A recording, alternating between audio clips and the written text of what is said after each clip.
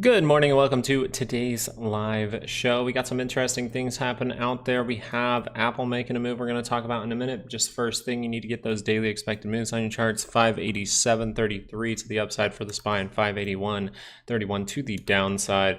Next one's going to be the Qs. Qs still showing some divergence points here, but we do see some moves up towards our weekly expected move. We haven't tagged one of those lately, so we really think a tag of this would make some sense. We do have 584 to the upside and 492.28 to, oh, sorry about that, 494.16 to the downside. One interesting thing happening this morning is Apple seeing this major upward move right to a weekly expected move. So this is where we have to pay attention to. Is this some kind of trap? We are not necessarily seeing that confirm this little divergence we were holding yesterday. But we do still have the potential for us to go higher, hit these levels, see some weakness. We'll see if this is able to turn back down on a 2-hour and see if this 30-minute can hold some kind of divergence for the shorter time frames. I think that'll be important going forward. Another one looking at Amazon heading down into lower levels, but anytime that 30-minute curls up, we got to say, hey, this thing is continuing. We'll see if bigger time frames can start to turn down for that. Nvidia starting to falter a little, was pulling down a little bit deeper in the pre-market, but confirming as of yesterday some divergence points over here. Pretty flat up here on the RSI, right? Pretty flat, but it is there. We'll see if we can actually get a 2-hour pullback right now for Nvidia, if that's going to be a little bit more dramatic, because you have created some kind of reversal signal on the MACD, not on the RSI at the same time. So that is still leaning towards a pullback, just so you are aware. But the reason we're paying attention to it is AMD. AMD seeing more downside, rejecting on the 2-hour, creating the great structure. Sorry, I got kind of a rasp in my voice. Creating the good structure to head down, actually, right? Going all the way down, filling that gap, going to a lower point, and then, ooh, boing, we're actually getting some kind of cup and handle to the downside. So as that has curled down, we have to watch out for divergences at these lows. That can be bullish, right? That can be a bullish reversal. But right now, you're just continuing a negative trend. If you start to break these lows, it is looking like you will continue if you cannot build that back up for AMD. We have a lot of earnings coming out this week. Today, I believe we even got, I think we got Bank of America. I think we got Goldman Sachs. We have a bunch of different stuff. Bank of America, you can see, boop, went to the upside, okay? So going to the upside for Bank of America. Remember, earnings 50-50 flip. Even though Bank of America is having liquidity issues, they are still going up because people are reacting to the earnings. So we have to pay attention to that going forward. Looking for some things to happen over here with AMC and GME. Notice this 30-minute never turned up for AMC. That's what we're looking for now. And then we got to look at the daily scale. Especially when it comes to GME, we got to look at that daily scale, because if you look at this, it is so close to crossing, it's not even funny. So pay attention to GME for a little bit.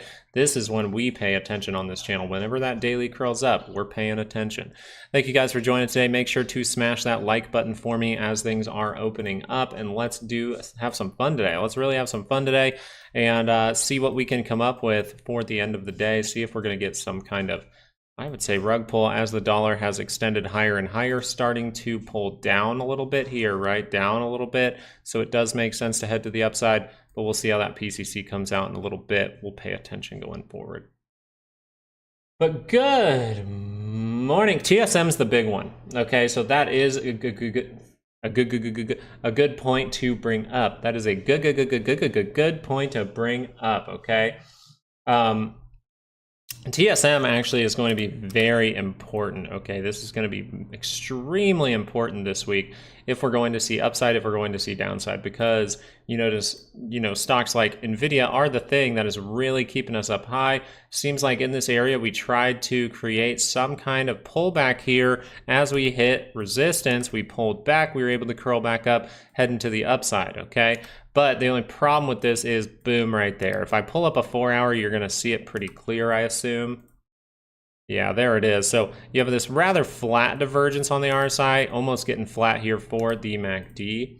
But this 2-hour chart, I think, is something to pay attention to, see if that can curl down. Sorry, someone is texting me a million times, and I apologize if that's ringing you or anything like that. But this is going to be the most important earnings. Am I going to trade it? No. Am I going to react to it to a different stock most likely after it gives the earnings? Yes. There is like a I think it's like I think it's anywhere from 5 to 10% move, but I believe it's 6%, 6.5% move for TSM with the earnings day. So that's what is kind of implied there. That's going to go into Thursday. I believe that's Thursday morning.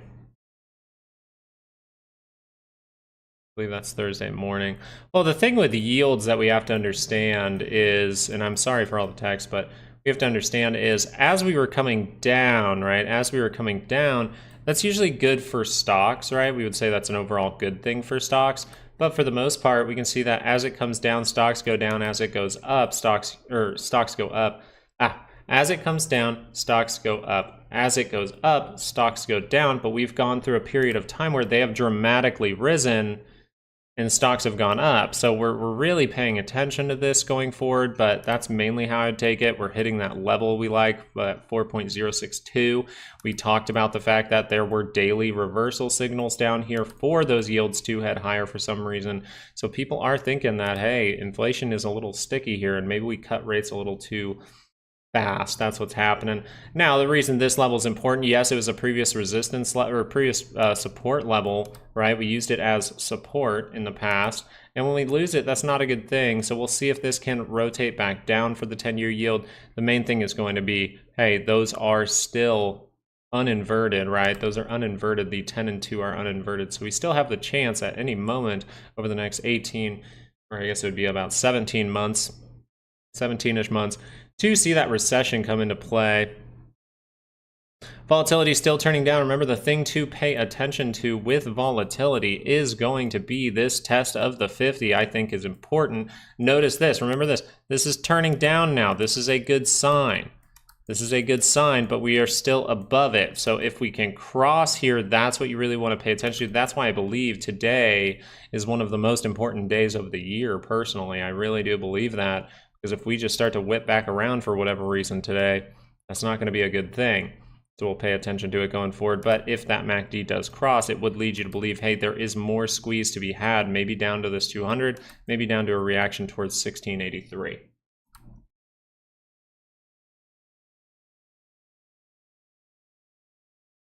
I like it, Martin. But yeah, the 10-year, it was affecting the market. You're going through a period of time now where the 10-year is not affecting the market for some reason.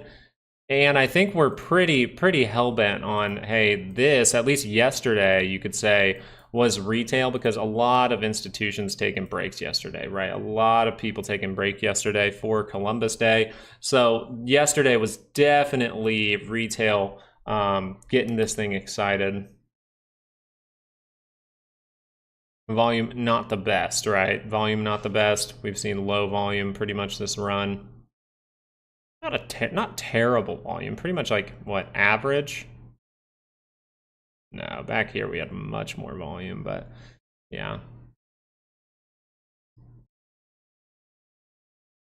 So we just have to see. As of right now, that 30-minute is curled down, saying, hey, we need to be pulling down, but it keeps going higher. So it's squeezing people a little bit. Remember, there's a lot of puts out there in the market too, as far as this week's expiration goes. So maybe we need to go through this expiration and then we'll see something happen. One thing to pay attention to still with the Qs is, one, if they're curling down today, but two, if they're able to see some kind of upward move, do we take out this high? I think that's going to be very, very important for our assessment going forward. All right, let me pull up my other stuff here.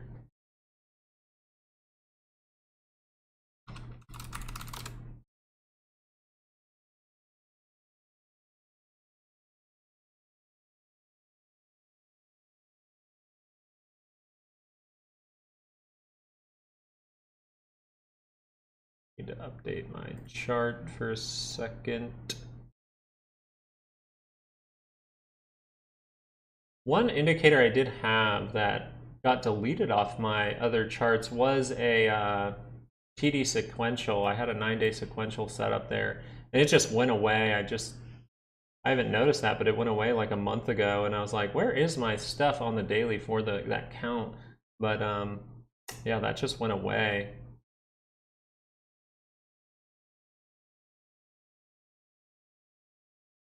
That's unfortunate. I gotta figure out what the hell happened with that.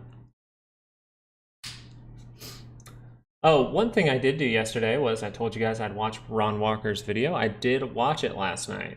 And I like his weekly breakdown. I actually really like his weekly breakdown and his monthly breakdown. He just went like this. I think it was the Qs maybe. And he pulls them in. He just takes this line and kind of dupes it, right? He kind of clones it and then just says, okay, we're going here. But I think he pulls it like this or something, or puts it with this. Extends it across like that and says we could hit up here or something like that. But I thought his charting on the bigger ones, I just kind of, zoomed through or skimmed through it, looked at charts that I thought was interesting. He has some interesting trend lines that I'm noticing, but I think what he's saying on the macro scale is good. I told you guys I'd watch that a little bit. I didn't watch a ton of it. It's too long, but I did watch like little chunks. All right, Apple, remember this guy is outside of a weekly expected move, seems to be experiencing something a little crazy right now. All right, a little crazy for Apple. Now, what is going on with Apple?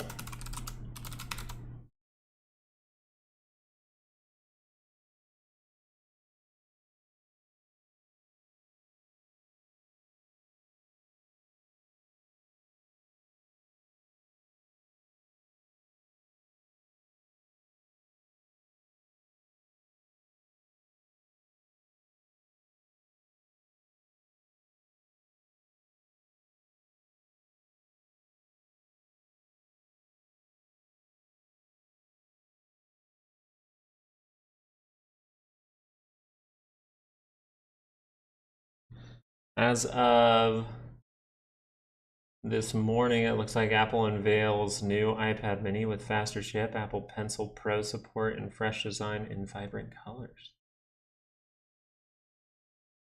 But there you go, good breakout. We'll see if that holds by the end of the day. And yeah, you see iPad mini is going back over to like Twitter to look at some Apple news or something like that. You see the same thing. Apple mini is kind of a thing that's trending right now. So people are enjoying that, it seems. It's like an iPad, but it's a little smaller. It's like a phone, but it's like a little bigger. We do use an iPad for baby girl because she hates the car rides. She hates, yeah, I have a baby that hates car rides. That sucks. But Apple, great move so far. We'll see if that holds up. As of right now, you should treat it like this, right? Daily turning up into positive territory, still holding points of divergence here with this move. But if this extends higher than this, that can be a good thing. We have now filled the gap. You have filled the gap here for Apple. AMD down 2% now. Look at that. Daily is crossing down. Not a good sign for AMD. Starting to confirm some stuff. The only thing that you got going for you here is if you make a divergence. And you see this on the RSI, you're going to a lower level. That's going to be rough. So maybe consolidation here in this area would make some sense. We have to see if that's able to build back up, because right now you're not holding the divergence on both. You have it on the MACD, not the RSI at the same time. So you'd really need to see a snap back in order for AMD to really give you that divergence point.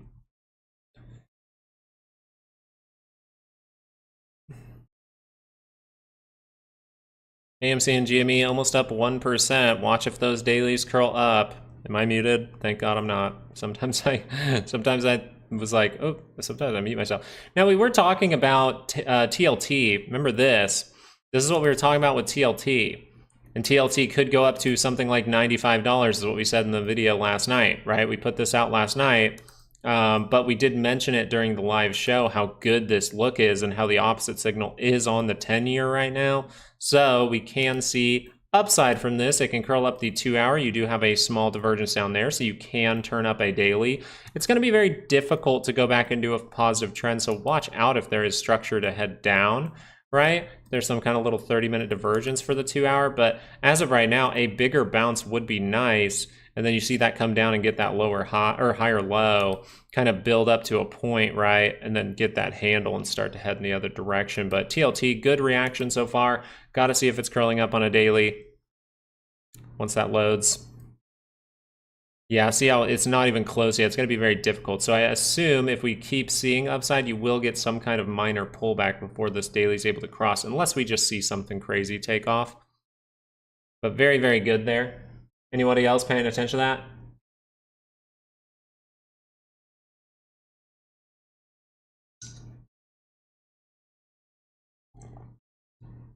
Yeah, Sid, that's lucky. Mine's the opposite. If she's dead asleep and we put her in a car seat, she wakes up within like 2 minutes. So we put on her because, you know, my mother-in-law is a legal immigrant, and she came over from Ecuador. They're Argentinian and Ecuadorian, and so they speak a lot. She speaks a ton of Spanish, right? That's like her main language. It's her first language. And so she speaks Spanish to Ari all the time, but we give her her Spanish little kids shows, which are very, very funny. I catch my wife singing those songs nowadays. But for the most part, she's learning some Spanish in the car, and that helps. But she does not want to just chill there, man. NVIDIA 30-minute crossed again. It did with some divergence there. Gap up for TLT. That's what we were talking about yesterday live. Hopefully some people remember that. Like the stream, guys. Give a like to the stream if you enjoyed the information on TLT. But as we look forward, looks like we want to check on some Intel. Let's go check Intel for a brief moment here. Seeing some interesting behavior, seeing if that daily can curl back down after hitting our resistance point there of 2464, right? 2464 is what we made as support. We gapped below it, so now it can turn into resistance, and you're seeing that already proven right there, right? We come up, we touch it, we see that resistance. Now you're kind of flagging out. So most likely this looks like a 2 hour that needs to cross down. Yep, and it is crossing down. So this could be your first or your next move into that negative trend. I think it's good to be building up here. It's just if we look in this, there might be a little 30-minute divergence that could have given us a hint. And you see that 30-minute divergence. So this is what you're looking for from Intel. Then you're saying, okay, from this point forward, we should not be going long. That's what this overall says. It says, hey, this stock does not have the ability to go up yet, or at least momentum has not carried it up yet, right? So we want to pay attention now as it is closer to the center line in the near price action. If you're trading it on the shorter time frames, you just want to see if that 30-minute can cross up.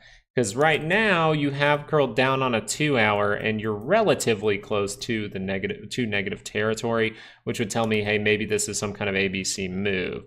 Okay, so we have to pay attention to that as well. Two things at once today. 30-minute can't curl up. 2 hours going to continue to pull down. And then you got to see if the daily crosses. Yeah, it is pulling outside of the Bollinger Bands. On a lot of stuff, you're pulling outside of those Bollinger Bands. So you're trying to spread these things out. And so a lot of the time when you do that, you can see a little snap back to the 20 for a brief moment, which look where the 20 is lying. It's right around our weekly expected move. So we could just snap to here and then everything's good again.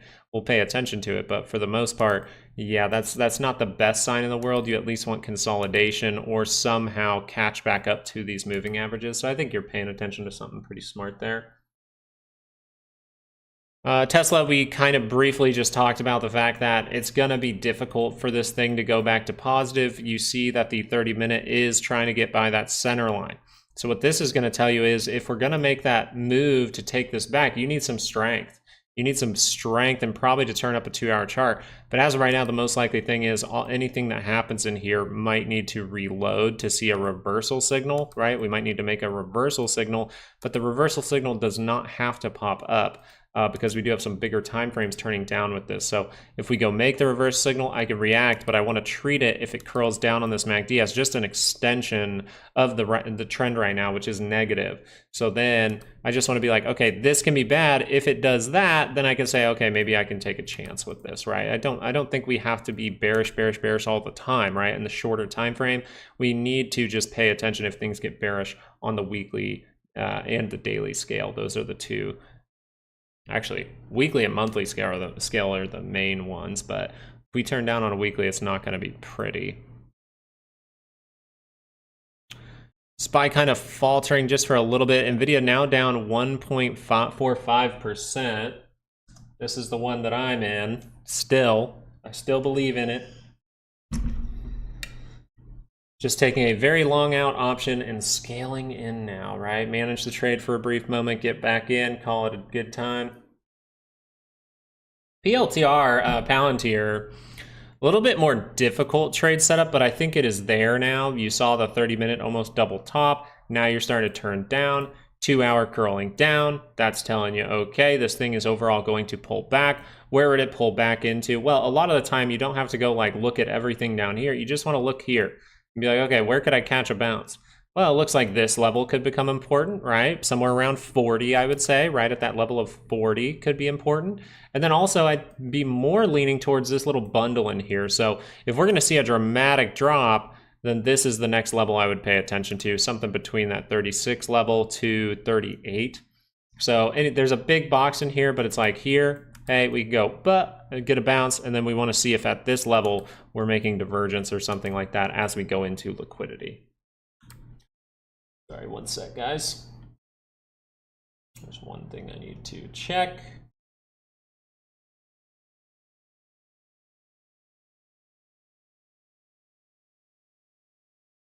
Okay, awesome. Awesome.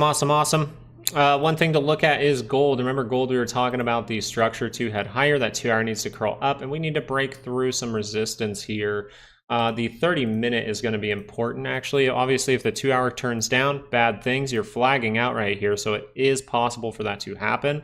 But if that can hold up at a key level, we just take this. It could be some kind of slanted head and shoulders. If we pull down to that level, watch if we get some kind of turnaround. But for now, we just have to watch this 30-minute as it is positive, see if that's able to curl up to break through. Then you get that retest, then you keep it going. So that's how you really want gold to perform, GLD, going forward to remain healthy, right? We don't want any kind of unhealthy moves.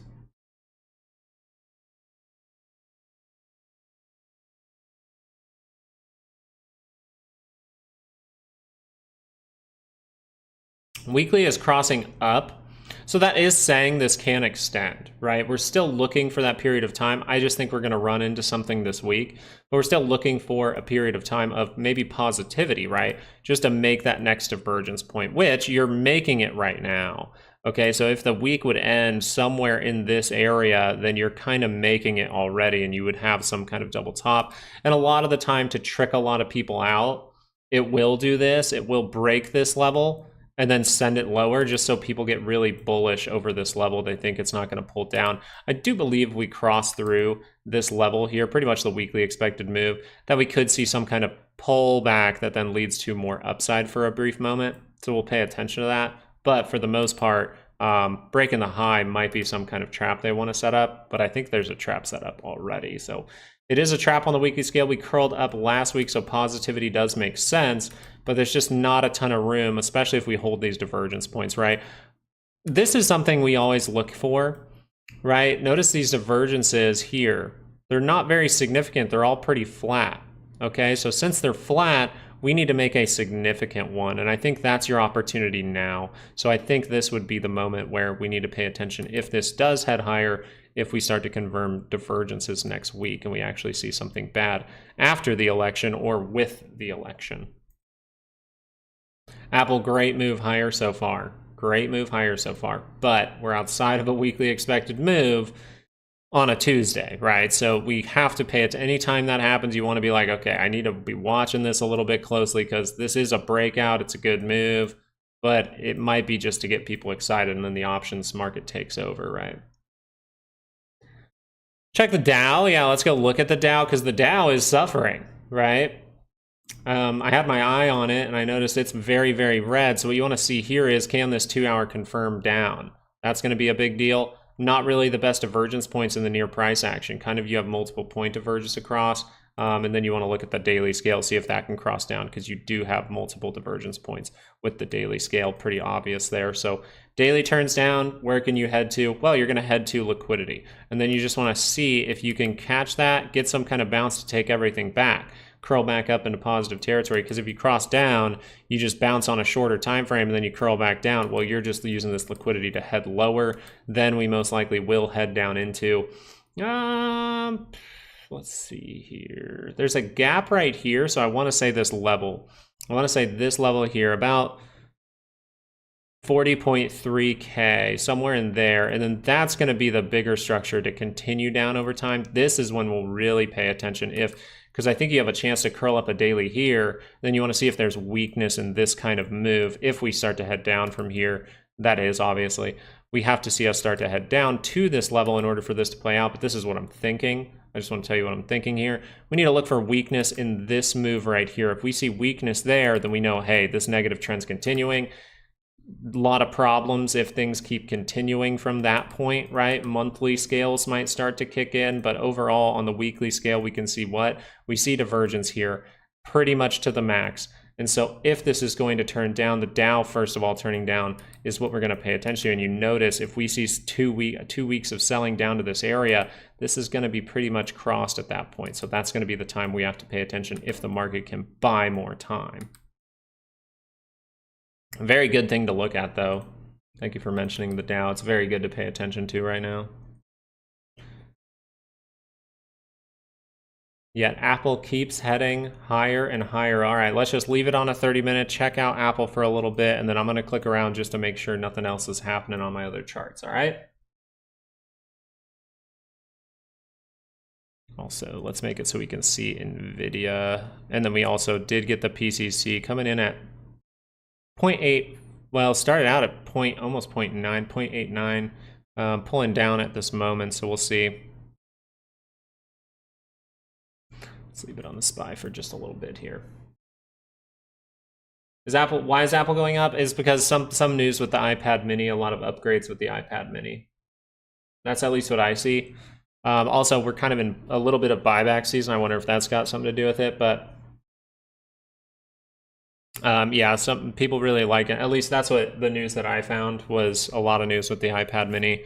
And then I immediately went and checked Twitter, and that's what people are talking about on Twitter about Apple. So just note this, Apple is at a weekly expected move, and it's way outside of it at this point. So this could be something crazy, right? We're not seeing reversal signals here, so that tells me if I see a crazy move outside of a weekly, by the way, just so you're aware, if I see a crazy move outside of a weekly and I don't see any reversal signals, I'm not taking a play on it. But yeah, I'm not going to YOLO into something just because it went up dramatically. I know crazy things happen outside of there. That's why I want to find those reversal signals outside of there.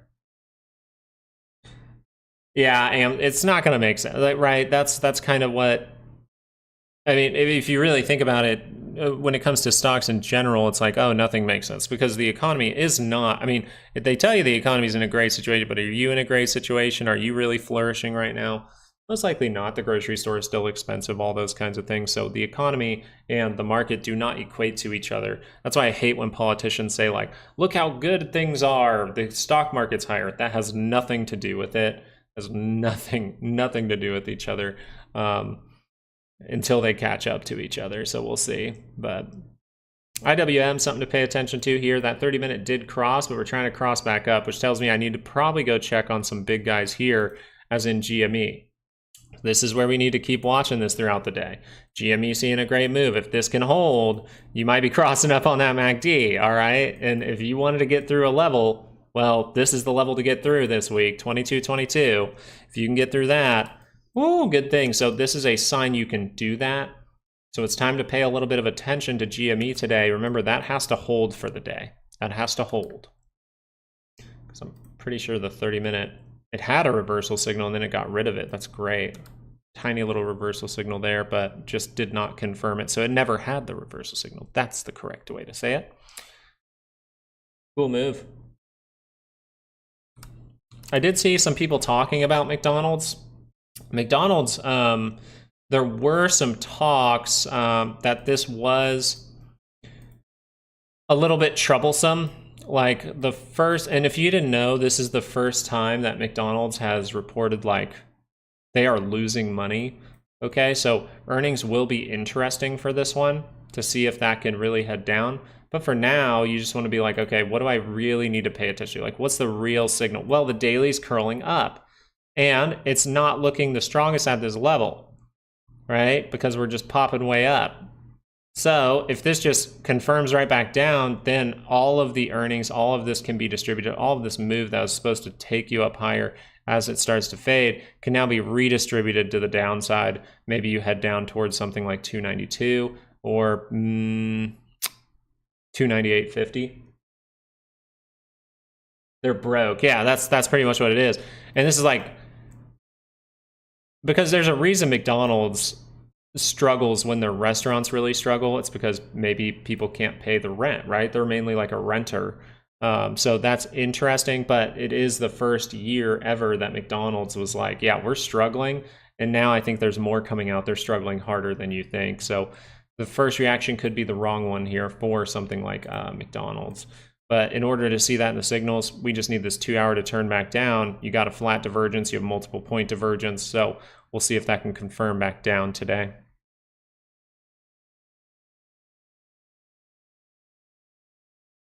NVIDIA drop, very likely a double top. I'd have to agree with you on that one. The only thing that I want you to watch out for, Dave, is the fact that the 2 hour is very positive, actually. So once again, things like AMD and other things like SMCI, they've been really suffering while NVIDIA is still going higher, TSM still going higher and things like that. So we do get TSM earnings. If that is bad, NVIDIA is going to really suffer. And we have to see if that can base out and turn back up. We still want to play the signals, but for the most part, we'd say that would not be a good sign. How I believe this would break down is we're going to go back into our zone. If this is going to break down, it's going to be able to get back in this zone. We're going to come back into the zone, get that reaction up, see if we can drop one more time. That's how I could see this thing falling down. But we have to see if it holds up better, stays in this little channel maybe, and curls back up, or even gets a quick reaction to 125 and curls back up. That's what I'm really looking for bullishness. Bearishness, we got to get back into this zone. That's what I'd think going forward. Oil really coming off here with the lower high. Oh, the girls are back. Give me a second.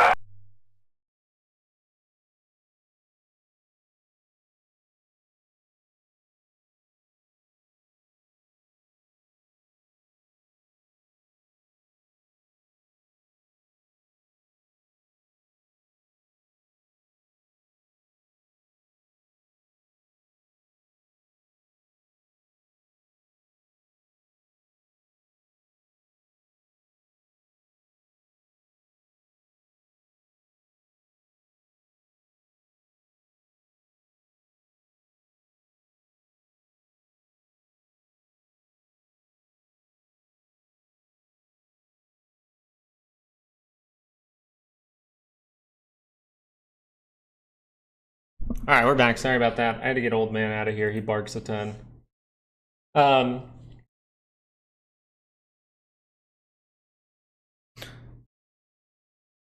Yeah, oil seeing that downturn. That's why I wanted to check before, because someone did mention Exxon. Exxon given the same look, just on a 30-minute time frame. 30-minute built up. Finally, the weakness comes in. Let's see if this told you to be out of this before any of this even happened. Yeah, so the last point where it said, hey, watch out, there could be downside was here. So technically the last point it said that it could start to see more of a pullback or head lower, go into negative territory. 123.64 for Exxon.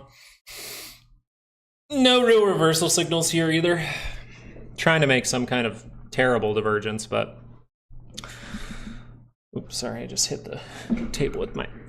Everything's shaking. Okay. Bitcoin is exploding to the upside. You are correct in saying that. You are very correct in saying that. So we just want to look on the daily scale, right? We talked about it having those basing out structure here. We talked about the fact that that can turn up a daily chart. All of that has started to happen. So now we're heading to the upside.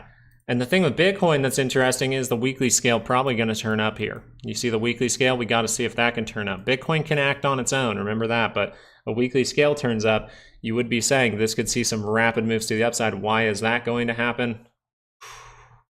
We'll have to see.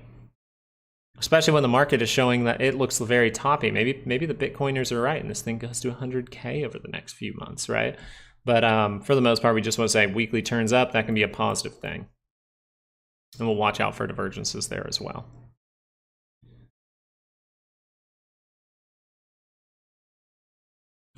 God, I have to put lotion on my face now. It sucks.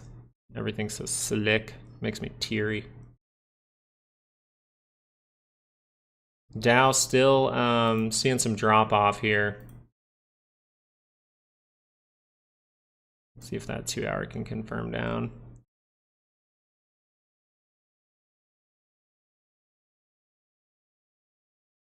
NVIDIA, as of right now, crossing down on the 2-hour MACD, saying at least pullback could be coming for NVIDIA. Looks good. I like it. I love it. I want some more of it. GME needs to probably be up by like 1.5% to cross up that MACD. Mara seeing positivity because Bitcoin seeing positivity, but notice Mara not keeping up at all. Trying to create structure to head higher, right? Trying to, but it seems like it keeps failing to get back above that 1873.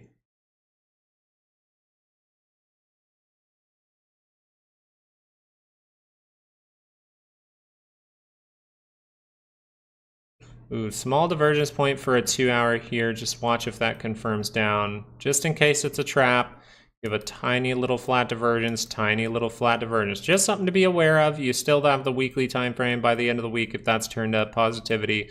Daily still turned up positivity. But we can see little pullbacks in here. This is a little bit of weakness. We just hope that doesn't confirm, right? It says I can still be bullish. I just need to watch if that confirms down, because then I might need to be out for just a little bit. But if you're doing the shorter term stuff, that is, you're just like, hey, I'm the guy that holds Bitcoin for a long time, well, then you're looking for weekly cross-ups. So see if DIA has a good look.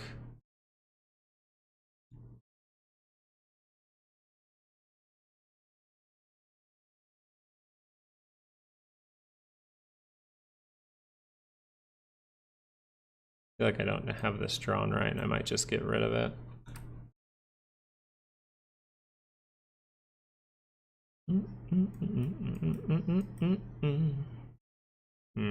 Yeah, gotta see if that daily is going to rotate down for the Dow.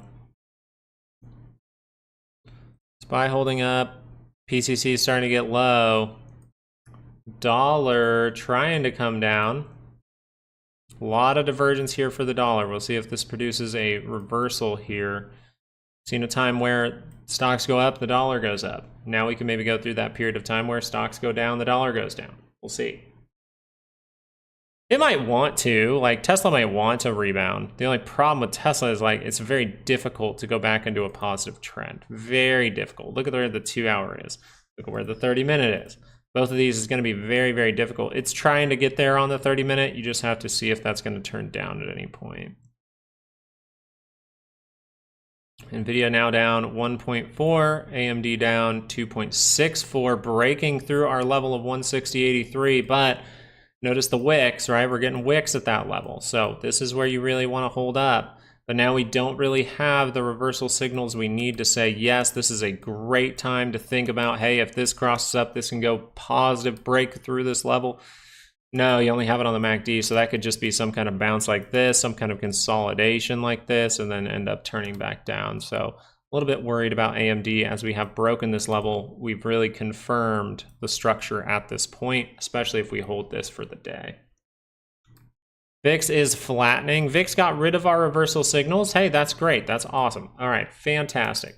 Now we still want to pay attention for if that 2-hour is going to curl up into positive territory. That's something to watch here. Remember, we're looking for that maybe test of the 50 coming down into it right now. We'll see if we get maybe the 20, maybe the 50. I think we'll still maybe test the 50. But the main thing you just don't want to happen if you're thinking of going bearish, right? Or if you have shorts in the market, you don't necessarily want this volatility to turn down. That turns down, it's a pretty good sign that we're going to see a few days of squeezing.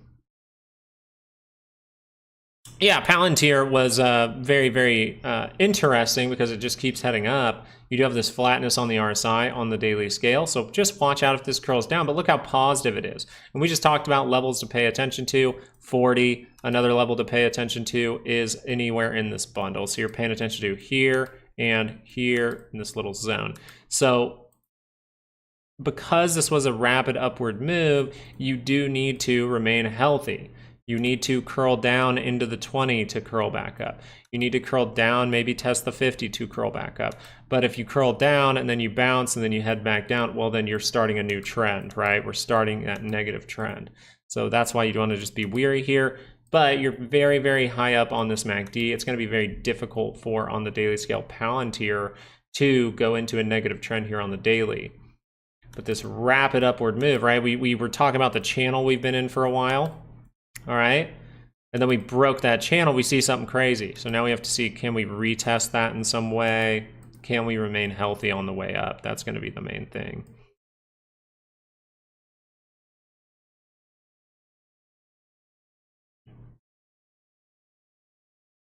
GME, okay, it looks like 1% up would do it. Yeah, 1% up would do it. See if that holds by the end of the day. AMC not curling up on the daily scale just yet. SMCI seeing a little bit of positivity, trying to make some sort of double bottom with the rejection here. Trying to make a double bottom. Ooh. Really good consolidation here at the key levels to break through. The first real key level, right, is these lows in here matched with these highs. You can see that very obvious support becoming resistance, very, very obvious. Resistance, resistance. Now we're trying to pile up. That's a good thing. See if that 2 hour can rotate up. You got yourself a little move maybe to fill the gap. Then you have to see if you're turning up some bigger time frames. Maybe even like with the daily divergence, we can see a weekly start to gain some steam over the next few weeks.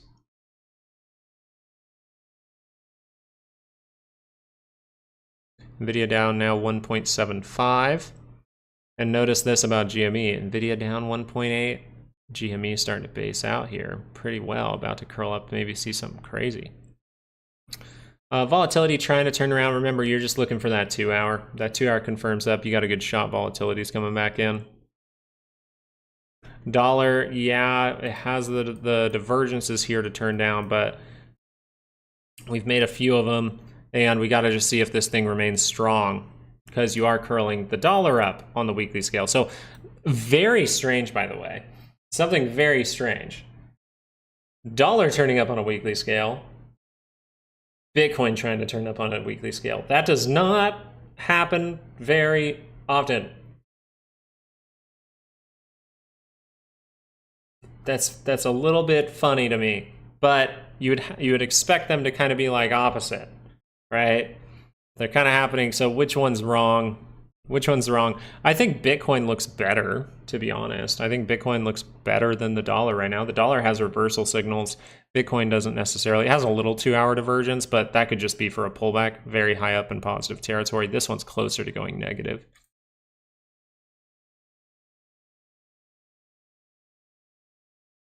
Oh yeah, I think this is, it feels good to zoom out on a weekly scale. You know, it makes you feel better because you're like, yeah, I still don't believe this run.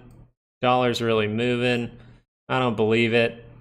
And then you go, ah, shoot, we just keep heading higher. Weekly scale, it's all still there.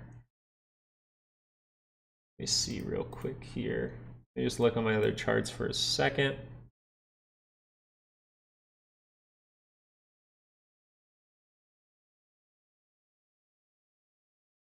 Quick moment here.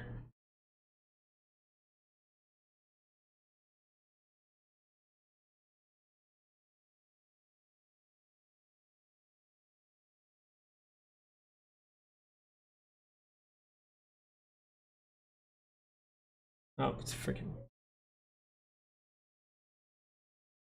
Got another text and my camera shut off. What happened? Oh, god damn it, this freaking camera today. Everyone's messaging me. I got like 12 text messages this morning. Let's see, maybe I just open it back up. Okay. Oh, there it goes. IWM for the week, right? I think we updated these weekly moves. Let me double check them first before we talk about it. 226.24. Okay, yeah. So 226.24. Key thing with IWM is it was kind of lagging behind on this cross up. Now it's crossing up and it's like, hey, I'm about to break through, and it actually does not have terrible structure. And that's why when you see big breaks like this from IWM, GME is actually a relatively big stock in IWM, so that's why it's good to pay attention to it. Up 1.31, crossing up on the daily wall. IWM does the same thing. So I don't think this is bad to get a pullback at a key level, see that resistance come in, say, uh-oh, that could be some kind of double top. Oh, that turned around, right? So positivity is still the most likely option. But we'll see if we run into problems at that weekly expected move. That's what we're overall going to look for there. Do we see little 30-minute reversal signals? No, you just see, hey, we're getting overbought. So that's no real reason to take a play. 2 hour is still one to pay attention to if we're going to see weakness. Anytime this 2 hour pulls down, you want to react like it could be bad. If it just keeps going up, fine, awesome, still bullish. But if that curls down, that's where you go, okay, that's a little bit bad.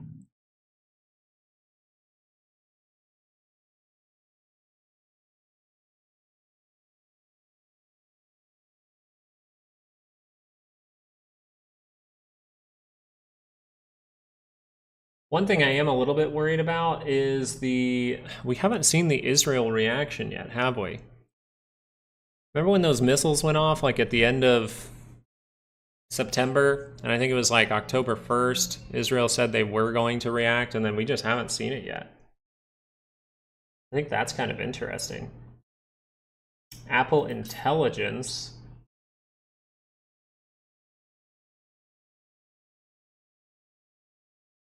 Okay, so apparently there's something called Apple Intelligence. That's what people are talking about. It's kind of like the Gemini for Google. Interesting.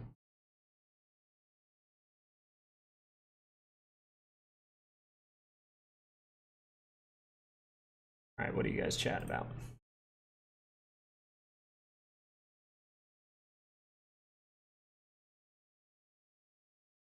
Oh, Israel did say that? Here, let me go look here too.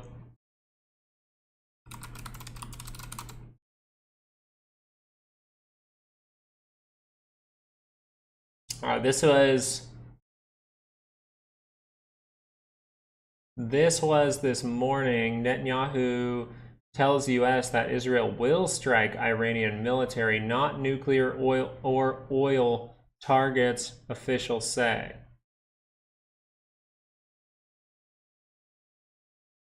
And then oil reacting to that. So they said they're not going to attack their oil or nuclear energy, I guess.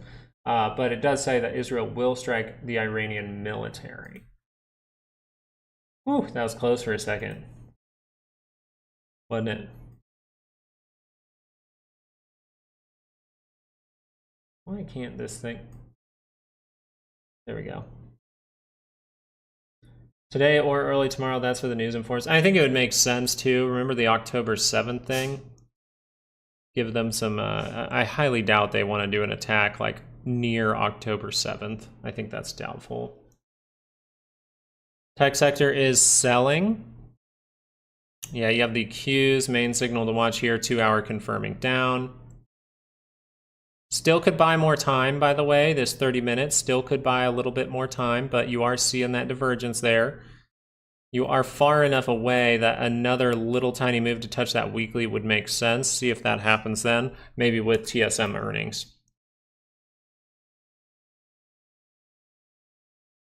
Dave, that's actually a good way to think about it.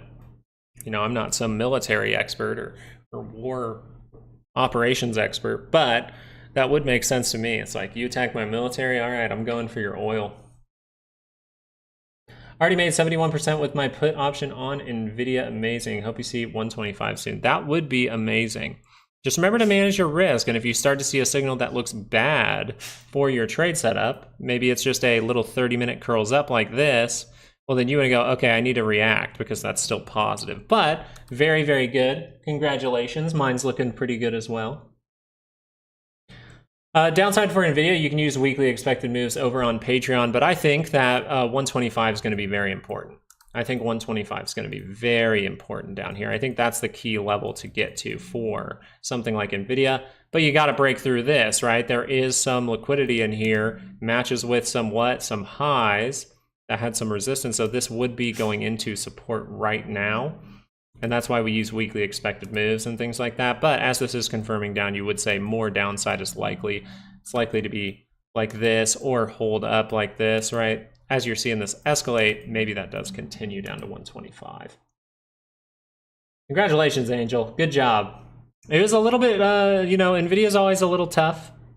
Always a little tough. These 15 minutes made me manage the trade a couple times here. Actually, mainly just here. But I kind of just reapplied the position right after with a little bit more because it was cheaper. So it depends how far out your expiration is, but I think 125 is a good level for NVIDIA to get to sometime in the next, I'd say, week or two. Maybe even by next Friday, we'll see.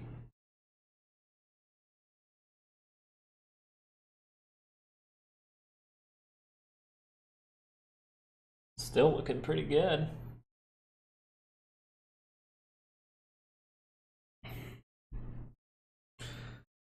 Amazon, see if that curls down on a 2 hour. Remember, we were leaning towards the 2 hour lower high here for Amazon. Very difficult to remain positive, but you made it positive enough, right? We were able to break through the zone, positive enough that if you hold up, you don't see any selling really come in, you hold up, you just sell off for a couple more bars, and then you turn right back up. We're in positive territory. That's what I would say about this.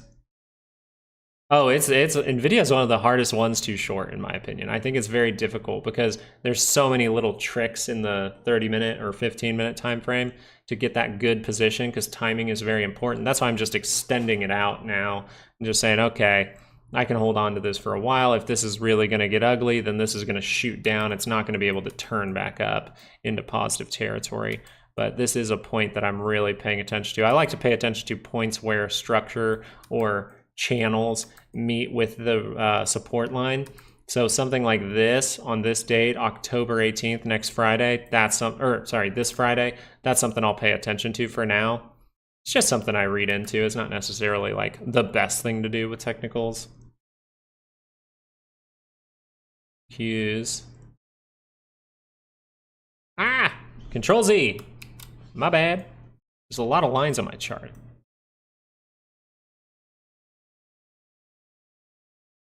But NVIDIA is really easy to take calls. So here's the thing. If we see a reversal signal from something like NVIDIA, right, like this one. Remember when we saw this one? This one here on the 30-minute? Fantastic. 2 hour rejection. Fantastic. Boom to the upside. So we want to pay attention if there's a bullish one for sure. For something like NVIDIA, because NVIDIA helped us out with the Qs back here. Maybe it can help us out again. Remember NVIDIA here? Very, very good sign here. Notice it's holding the divergence on both. The Qs weren't. Boom to the upside. Holding the divergence here. 30-minute divergence was here, and boom to the upside. Not as strong. Why? You don't have it on the 2 hour, so it had to build up over time. But still a great trade. Went to our zone, saw that resistance. Great stuff. So we'll pay attention if this makes something bullish. That's going to be a good thing to pay attention to. So 30-minute already getting towards oversold here, heading into liquidity. Apple, don't trap people. That's rude.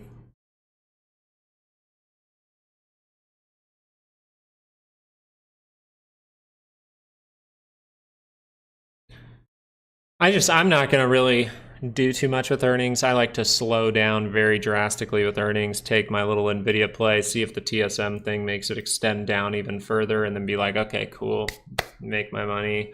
Like I said, if this is really going to be bear market, which the reason we keep saying bear market is because of how volatility is behaving, this remaining above this for a long period of time is exactly what a bear market does.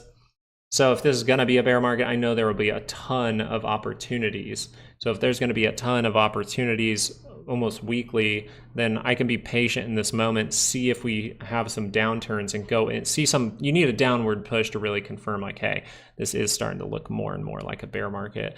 Obviously, people won't call it that until it's like, what, 20% down or something like that, or 15% down. But for the most part, I just want to be like, hey, there are going to be easier opportunities in the future. Right now, I can just see if this play works out. If we start to curl down more dramatically, I can watch for reversal signals. I just need to slow it down a little bit. Daily got rid of the divergence there. 2 hours is going to be really important today. Then we'll see if that 30-minute can base out. Actually, let's just go into a 30-minute and leave it here. See if this 30-minute can base out, see another move higher. Once again, would still like us to touch a weekly expected move. Yeah, well, a lot of the time before the election, you do see downturn. That's why even in October with election years, October can turn down. But we haven't done that yet. Usually you do it at towards like maybe a week and a half ago.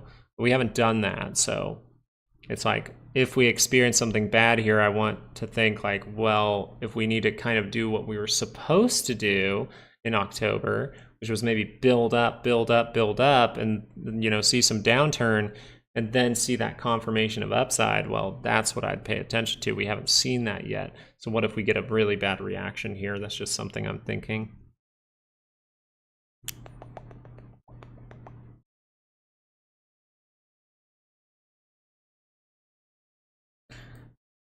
Plus, like, Apple products aren't even selling as well anymore.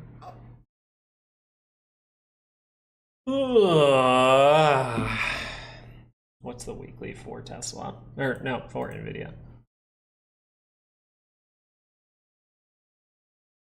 Okay.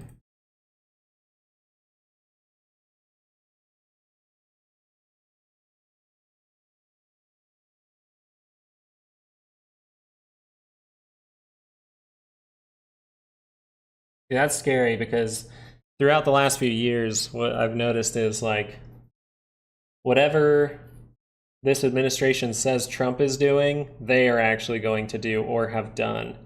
And so kind of nervous makes me when I watch Kamala speak, and when she says Trump's going to do something, I'm like, oh God. Because they've done pretty much everything that they say Trump is going to do. Oof, not a good look here for the Qs, getting some distribution there. Nvidia means a lot. All right, that's getting a little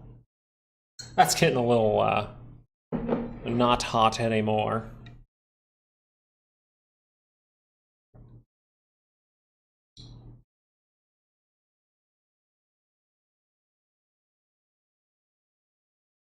Volatility trying to curl up, getting a little rejection divergence here from the 30-minute. Once again, the 2 hour is going to be the most important thing. But today's the big day. Today is the big day. A lot rides on today. With the signals, right? Not really talking about news or earnings or anything like that. It's like with the signals, I think today really matters. If you keep heading higher, it's like, all right, we're starting to look like this could be a corrective move. If you start to head lower from here, going into tomorrow morning maybe, then you would say, hey, this could be a major top. Could lead to a bear market. GameStop starting to trend. Let's see here. All right, so this is what GameStop is seeing.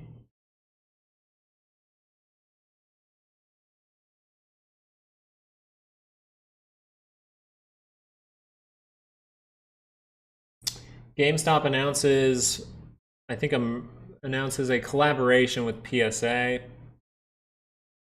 Professional Sports Authenticator. PSA offers the world's largest and most trusted trading card and autograph authentication and grading services. GameStop will become an authorized PSA dealer. So the big news is they can trade cards with real gradings in store, maybe. That's cool, I guess. Not the biggest card collector, but it's not really, they're clamping down on the stock right now.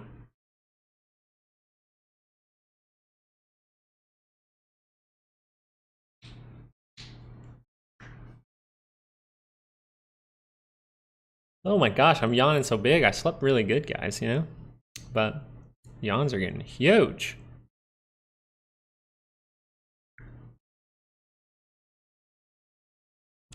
Dollar still down.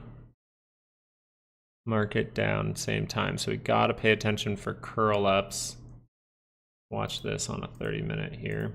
See what the down, down, build, build, down, down.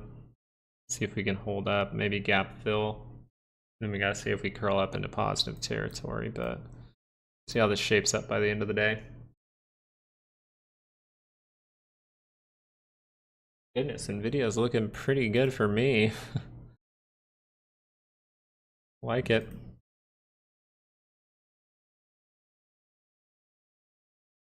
Let's just leave it on the cues. Sorry, I'm clicking around a bunch. I click around a bunch. And then I'm going to leave this on my other charts just so we're aware when it happens, if it happens. I'm going to leave volatility on my other chart here just to see.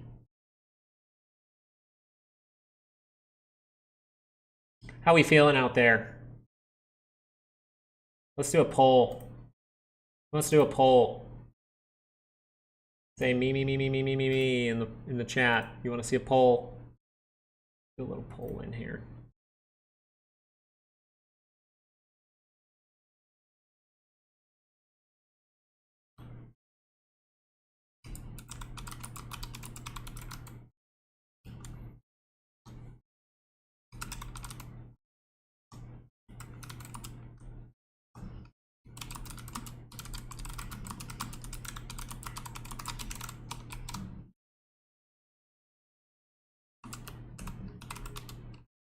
Let's do that.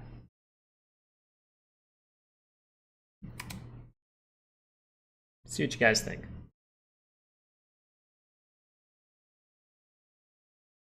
Bitcoin curling up on the weekly is something to pay attention to for sure.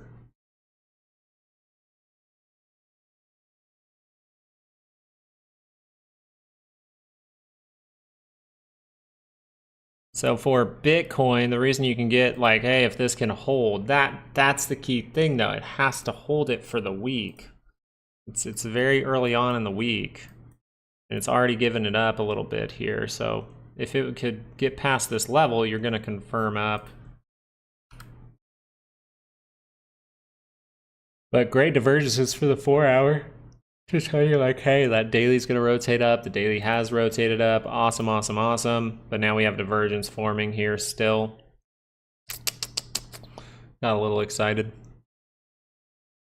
Mara not seeing that positivity at all. Watch out if Mara turns down. That thing is still very close to negative. PLTR starting to drop a little bit more. Looking for that 40 point to be hit. We do have weekly expected moves for Palantir over on Patreon, by the way.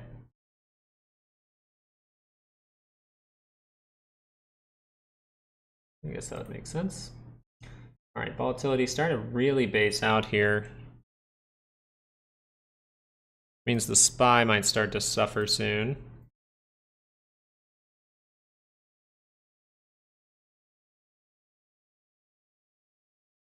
Ooh, volatility trying to break above 20. It's at 1981. Is that what you're seeing? 1978.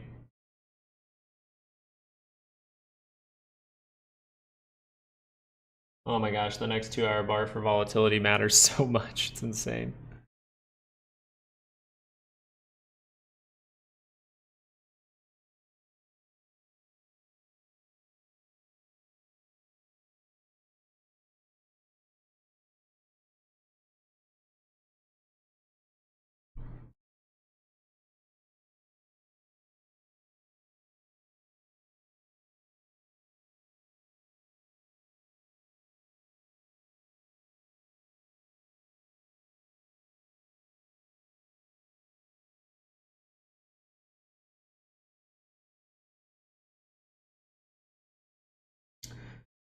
Oh, the New York Times.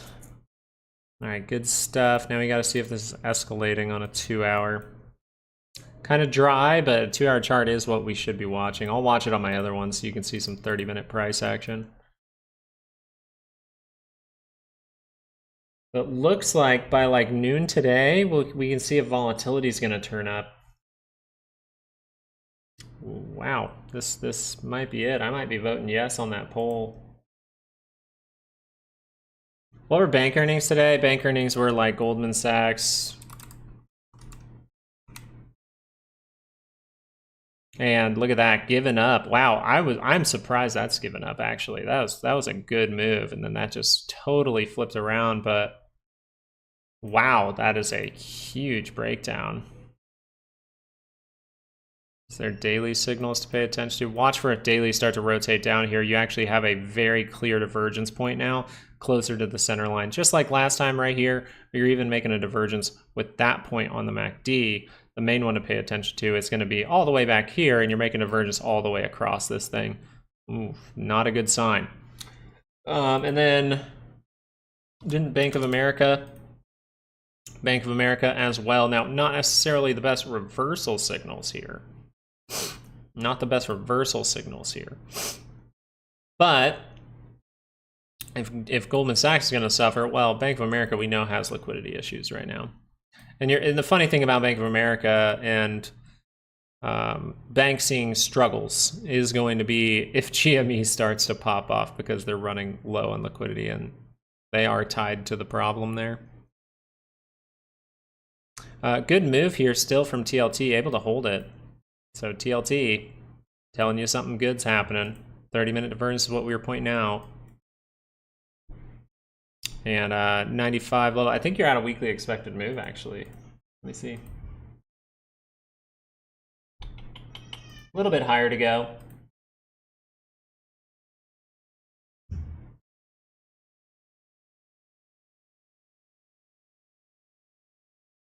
Volatility is turning up.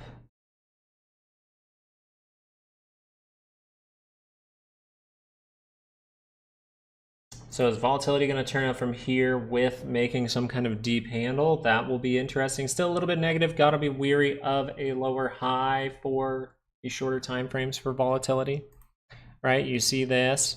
We see the little structure. We see the rejection divergence. It's rejecting now. Can we curl up a 2-hour? If you curl up a 2-hour, look at the positioning of the MACD. It's low. So we will be aware if this makes some kind of divergence here for the 30-minute. What you're more looking for if we're going to see a major top is this thing to just take off, right? We get the initial drop. That's what we're kind of looking for in my opinion. But we're going down towards that 50, that 20, getting that reaction. We'll see if this thing can curl up into positive territory for the 2-hour for volatility. SPY really dropping off here too. Watch if that crosses. Gotta watch a 30-minute for now down towards a daily expected move. People sitting kind of still in the middle. Sitting still in the middle here. Oh, this. Okay, so is Nvidia just like crashing or what? Because SPY's heading down quick. Keep going, Nvidia. 125. 125. Say it in the chat. 125. 125.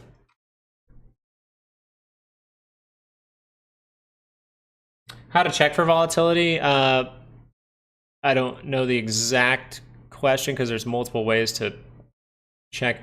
Are you talking about for a stock, for options, for just the general market, or general SPY volatility, right? You want to see if volatility is rising.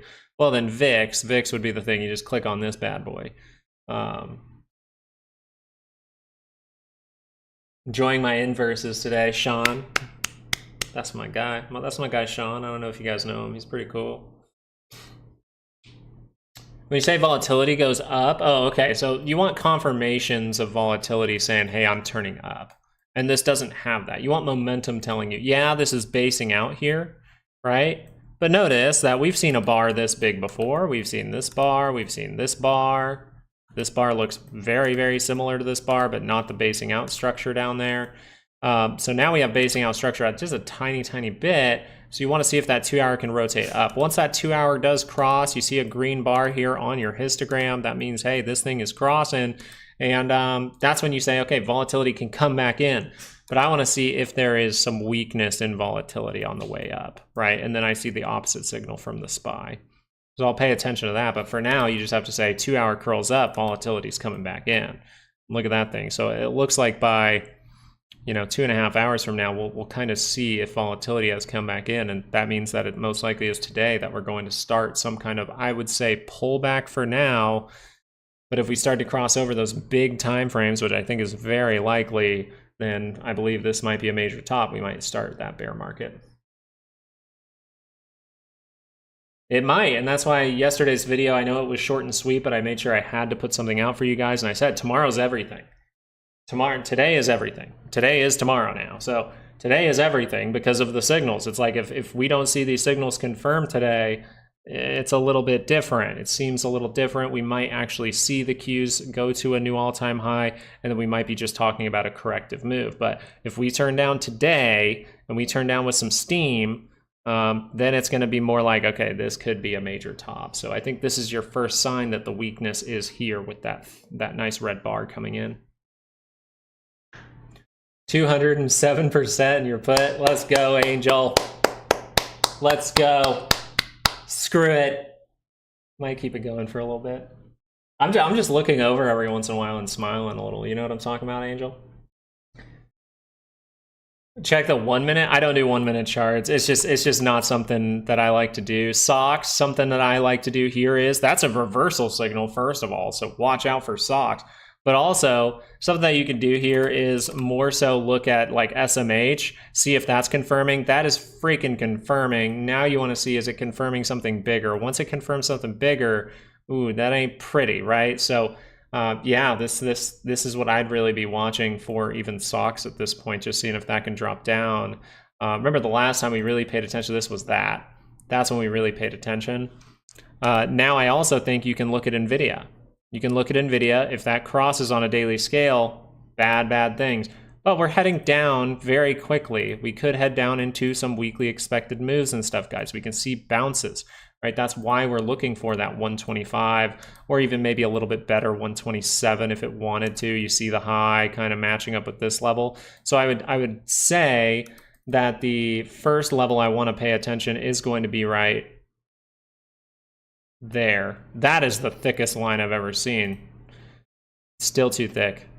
So the first line I want to pay attention to is there. The second line is going to be the white line, right? So the green line's kind of where I'm like, okay, that's where we could bounce. The white line's more where I think we're going to get to over the next few days.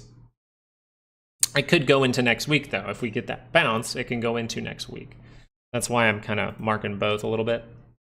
SPY heading down into the daily expected move Qs, violating the daily expected move, going into some liquidity. So we can see bounces from liquidity, okay? We do have those divergences. They have confirmed. We see 2-hour charts. Those here for the Qs. Let's just make sure, confirming right now. All right, this is where we can see some kind of reaction up, right? We're below this, we can react up, we can hold in here for a minute and then see when this breaks, that's when we shoot down maybe towards a weekly expected move. Just keep swimming, just keep swimming, just keep swimming, swimming, swimming. Drop it like it's hot, drop it like it's hot. Yeah, TSM does have earnings Thursday. We talked about it a little bit towards the beginning of the video. I think TSM earnings is, you know, today's important for the signals. As far as earnings goes, TSM day. It's pretty much TSM day.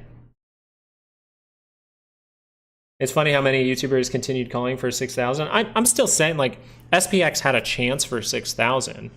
But you want to look at the signals right now. We wanted to be aware, like, if we're going to go to 6,000, we need to kind of see the Qs make that big upward move across that high. We didn't see it. So this is what we get. And I kind of like it. It's kind of fun. I like it.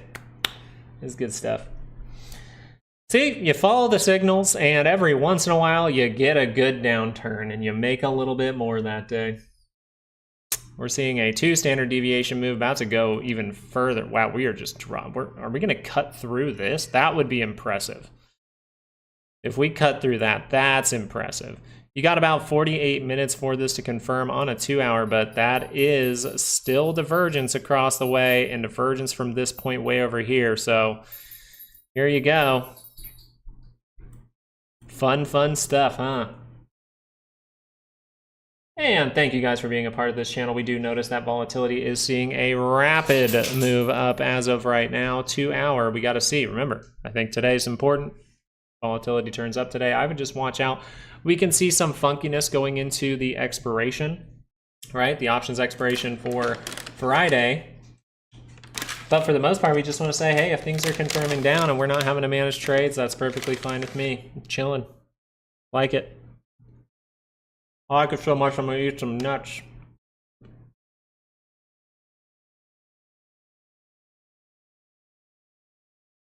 big trail mix fan.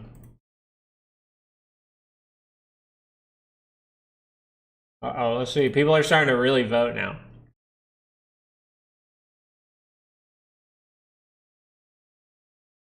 Can we do Apple? Yeah, we can go look at Apple. Apple's seeing some good news. Remember what we talked about with Apple was, if this comes out of here, that's a great sign. Make sure it's not trap. So I would think this. If this 30-minute just rotates back down by the end of the day, probably trap. We are noticing the dollar start to turn back around.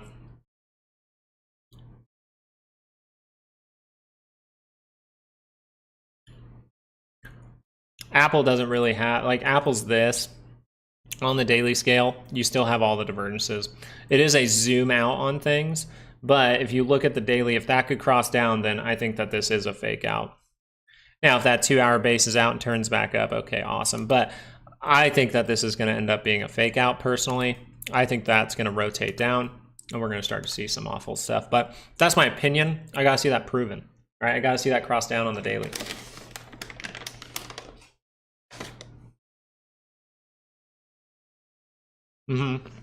Apple is important, and Apple going up, they always do that too. I remember we talked about when things go down. We talk about too how they'll always push like 1 or 2 big stocks higher if everything else is falling. I noticed Nvidia's falling today, so they're like, shit, we got to keep the market up. Let's hold Nvidia higher, or let's hold Apple higher. So 5% drop, man. Not something to take lightly. Now, did that go to the weekly expected move? That's going to be my question.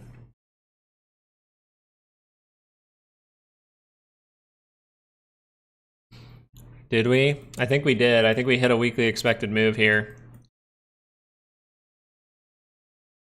No, just a little bit above it. A little bit above it. Oh, we built back into the liquidity. Now we're going to maybe trap some people. That would be interesting. I'm down. But I'm just chilling. VIX, yeah, great move. 2-hour, about to complete, 25 minutes. So we got to see this turn up today if we're really going to see that selling come in. TLT, great move still. Heading up to that 95 level. God, great look there. Very surprised to see that look, but hey, I'll take it. 2-hour has not confirmed down for the SPY. 2-hour trying to confirm down right now for the Qs. Still sitting in liquidity. So consolidation or some kind of little bounce here, if we're going to really confirm like, hey, we're heading down from this level, well, then you wouldn't expect this to confirm back up. We might just see reactions here or curl up and just remain down below it, use it as resistance, not be able to break back into it. Because if we do that early on in the day, we break back into it, then you can do that. And the reversal's actually here, not right here. It would be very surprising, but it is possible.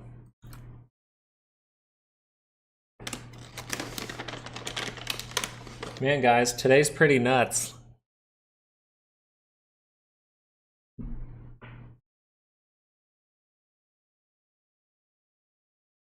I'm just gonna shut up.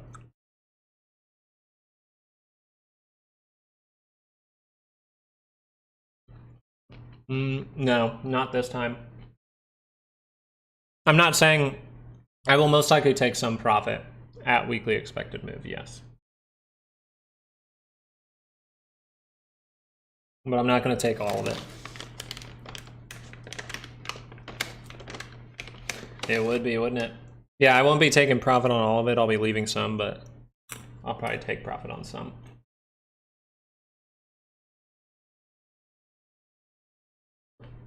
Yeah, Clement. So if you looked at TLT, this is what we were talking about yesterday. We actually said TLT has great signals here. This is a fantastic triple divergence. Look how elongated it is. Look how pretty it is. It's straight up. The divergence is almost in like a straight line. God, it's good. That told me, hey, watch out. TLT is about to see a reaction here. And then we went over and we just looked at the 10-year. We pulled up a 2-hour and we said, uh-oh, that's a very steep divergence and it's showing the same thing at the same time. So most likely TLT starts to reverse around from here. That's exactly what TLT is doing. So that's what you needed to look for the most part, Zappa.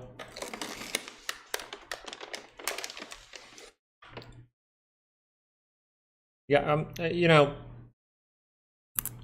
it can bounce up to pretty much anywhere. I mean,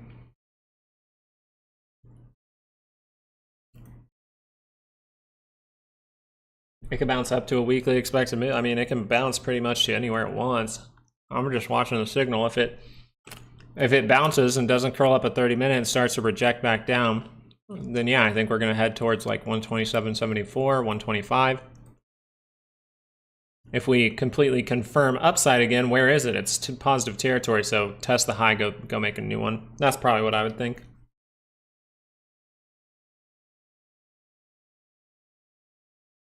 If you're asking a technical guy like me, what caused volatility to spike? Little rejection divergence. If you're talking about the initial thing going on, like why is there actual selling coming in? Well, we've seen selling for a long time behind the curtain. We were waiting for that moment. You've been in a trap for a long time. And like, it's like turning into a weekly trap because the dollar is turning up on the weekly.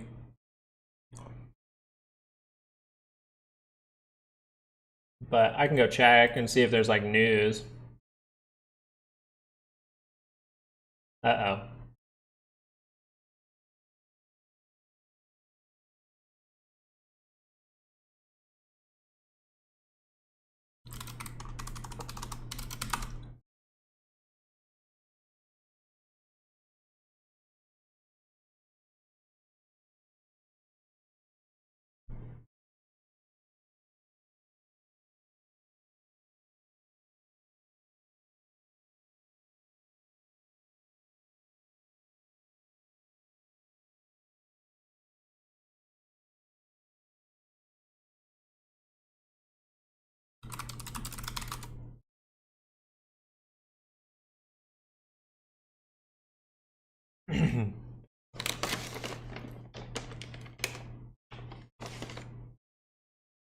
I'm just waiting to see what people are going to say out here, but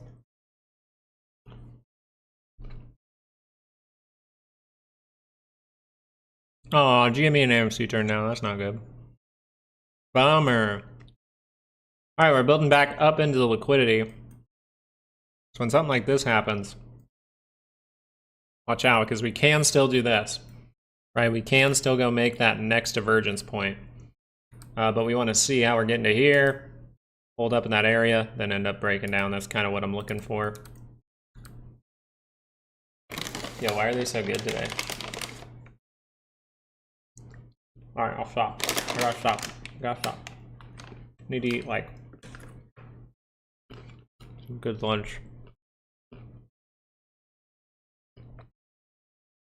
All right, now we gotta look for AMD is below a weekly expected move now. Not creating the divergence though. See if that's some kind of 2-hour retest. See if the 2-hour can turn back up over time, but you still could see this. You see how this is kind of adding up to this, right? We're going into this area. If we can wick up here, maybe we see some kind of bounce like this and then we turn back down.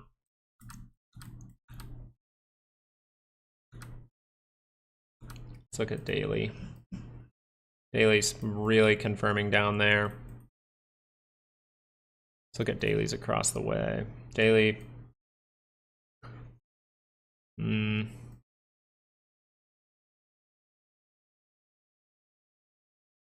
What's seen some downside? Amazon. Rejection for Amazon. Remember we said hold up in that area or this could curl over the 2-hour. Look how we break the area and we start to curl down the 2-hour. So not a good look for Amazon at this point. No reason to even look for reversal signals with that kind of look. I know why the market, you guys want to know why the market's falling today? I'll tell you exactly why.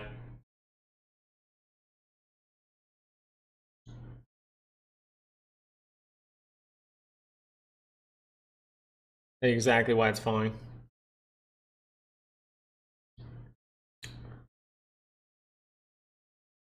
I ate a Japanese egg mayo, an egg sandwich with Japanese mayo yesterday.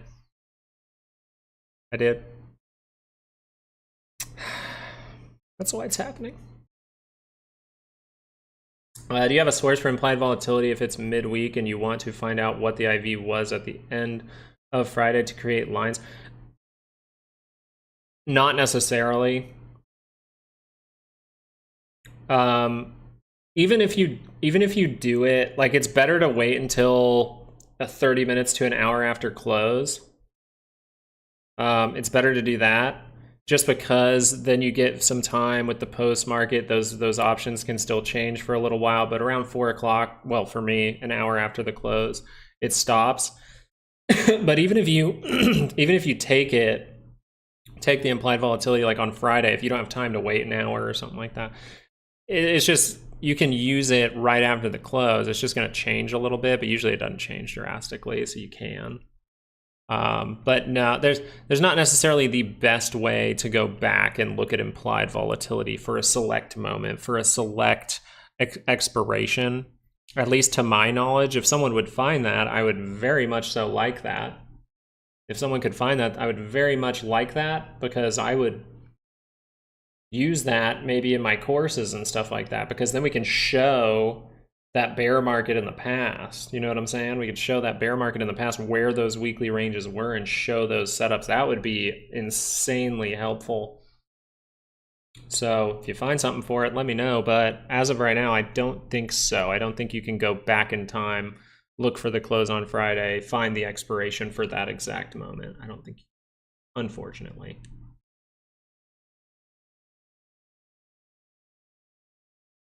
Now, you can make an expected move from like now to Friday, but it's just going to be a little off. I mean, it's more so just going to be, hey, I made an expected move for 4 days for the expiration, right? So you can still pay attention to it, but I just think it's better to just get in the habit, set an alarm, right? Set that repeat alarm for like an hour after the close every Friday, and then be like, oh, I just got to make ranges real quick, right? That's what I do. But mine's not on Friday. I have my alert mainly on Sunday morning to be like, oh, you got to make all the ranges, right? I have weekly range, because I make all these ranges for you guys and myself, but I have to make all the ranges. I have to make sure that the daily ranges are there, and then I can start to utilize and look at them throughout my morning with my coffee, think of what's going on, and really be like, okay, this seems like what I need to talk about. These seem like probable things that can happen. Dave came across that verse if we end up tagging lower weekly expected move for SPY. It is interesting to see this happen here. It is interesting, and notice that 2 hour hasn't confirmed down. I know it is for the Qs, but that can have a lot of time left in it. So something really tricky that happens. This happens in bear markets a lot, so this is like, it's a great period of time because it's like bear market practice. But if this 30-minute does confirm up, this happens all the time in bear markets. We confirm it down and we're like, yes, we're going down. And then the options market or the market makers aren't ready for it. So they go, hey, we got to shoot this higher, make that money back, and then we'll send it lower.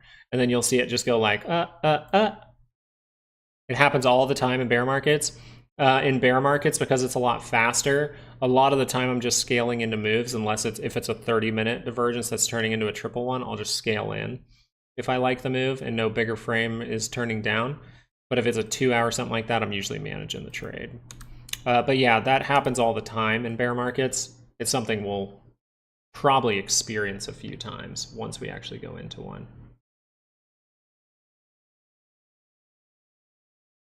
Well, and I mean, pretty simply, you would just say, hey, we need to keep this moving average right here, right? You would say, maybe on the daily, you would say, hey, let me switch it to a 5. We got to take back the 5, right? If this is, maybe we go down to a 5 for a sec. If you want to think kind of simply, is this going to update? Did I do it? There it is. You see how the 5, we just updated it. Sorry, it's just taking a second. You see how the 5 is now, we're below it. Well, what was the difference? Well, here we're above it, we lose it for a second, we're above it, we're above it, we're above it, we're above it. We lose it. That is something different. So now we kind of have to retake that again to really see another move, maybe towards top Bollinger or weekly expected move, right? So that's just something I would see. If you really wanted to, something cool you could do.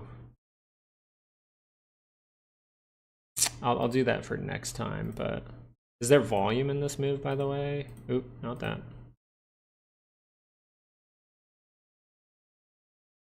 Volume picked up there.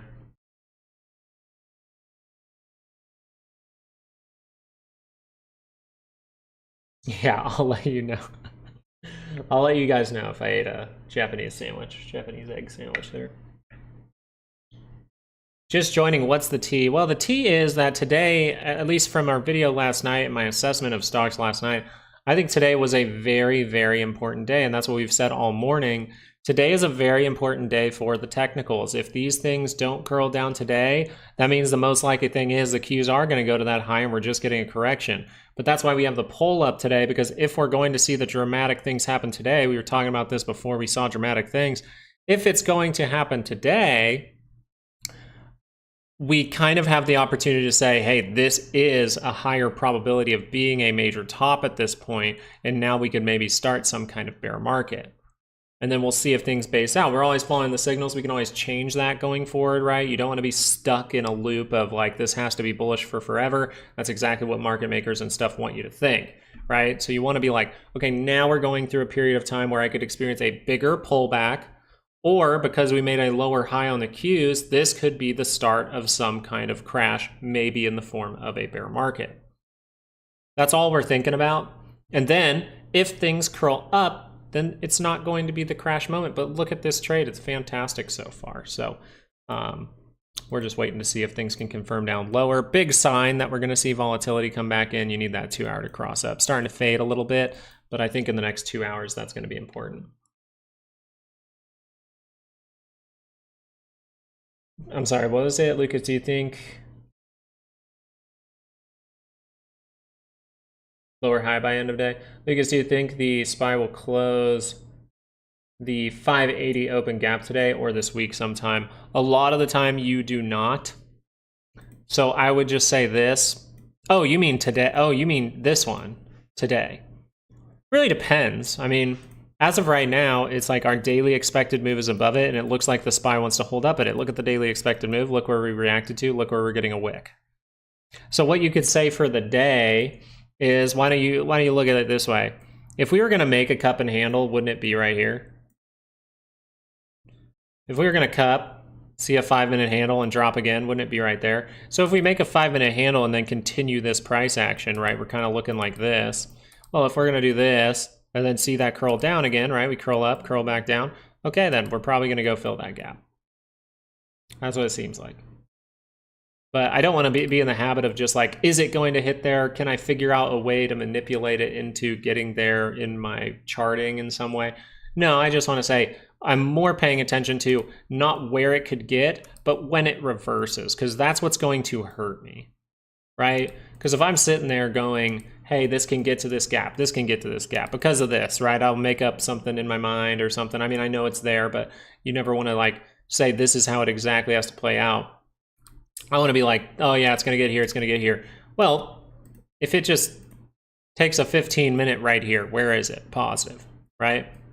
So if this 15-minute crosses, well, that's going to be all the way up to here. At that point, that means the 15-minute would have to cross and turn right back down for that to be a solid handle. So I want to more be like, okay, if this is not the moment, and say I have calls on volatility, well, if the SPY goes up, then volatility will go down for the most part. So if this 15-minute crosses, I react. Now, if it doesn't cross and it comes down to this level, we fill the gap, comes down to this level, then I see it cross. Then I can react, see if that bounces up to resistance and curl back down. Does that all make sense? I don't necessarily want to be like, oh, target, target, target, target, target. It's not like shooting. You don't want to be target focused all the time. You want to be focused on, I'm making a good play. How could this play get ruined? That's at least how I think. Does that make sense? I hope that makes sense. Yeah, I'm more looking at, is this trade continuing to be good? And then if it hits one of my targets and I like the amount of money, then I'm like, cool, take profit, look for the next trade. You know what I mean? If it hits a weekly expected move, that's more important. So can it fill the gap? Yeah. Can it go down to 571.49 before the end of the week is more what I'm looking into, right? I'm looking into this. I want the bigger reversal. I want to make a good play on a 2-hour chart. So if this 2-hour does confirm down, then I would go, okay, yeah, we're pretty sure we're going to hit that weekly expected move. Very strange to do this. And then we would say the opposite side. If that 2-hour does not confirm down, Well, I might need to watch this 30-minute. If that turns back up, then we're hitting this weekly expected move. There's tons of things that can happen. But for the most part, I'm like, if this 30-minute doesn't curl up, I'm cool. Yes. I was actively shorting NVIDIA yesterday and actively buying volatility yesterday. So I have calls on volatility, a short on NVIDIA. And that thing was printing a little bit ago. Seeing a little bit of a wick up, but it's still printing. Most likely looking for a touch of a weekly expected move for NVIDIA. That's a good wick up. It's a good wick up. But I was expecting a bounce in here, and then we flash down and they buy you back up into here. So what I'm waiting for is I'm trying to see, is this going to do this, or is this actually going to cross up this MACD? That's kind of what I'm looking for. Any news on, any new opinions on GME? GME crosses up on a daily. I'm a very happy guy. The 30-minute crosses down here, not very happy, but daily crosses up for GME. I'm a very happy guy. And it was crossing up today over and over and over again. It kept trying to cross up, but it has to hold by the end of the day. So crosses up on the daily, see something crazy above 22.22. Awesome. I'm pumped. And I don't think the news is like the most groundbreaking thing in the world, but they will be PSA certified. So they'll be able to authenticate cards and trading cards and all kinds of things like that, and grading.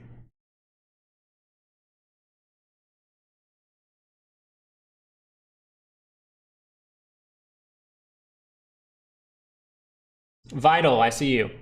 If you're still here, Vital. I think the most important indicators to learn, by my standard, right? By my standard, with everything, the things that you want to understand the best, hey, moving averages are cool, right? Moving averages are cool. That's awesome. They can maybe give you that full comfort, like, hey, this is kind of turning up. So I think like a 9-day moving average is pretty important. 200, 9-day, 50. Those are important. But I really think understanding the MACD at a very deep level is very good to see, especially if you're a position trader like myself. It does depend on your trading strategy. If you're doing 0 DTE, you're more so going to look at moving averages and anchored VWAPs, right?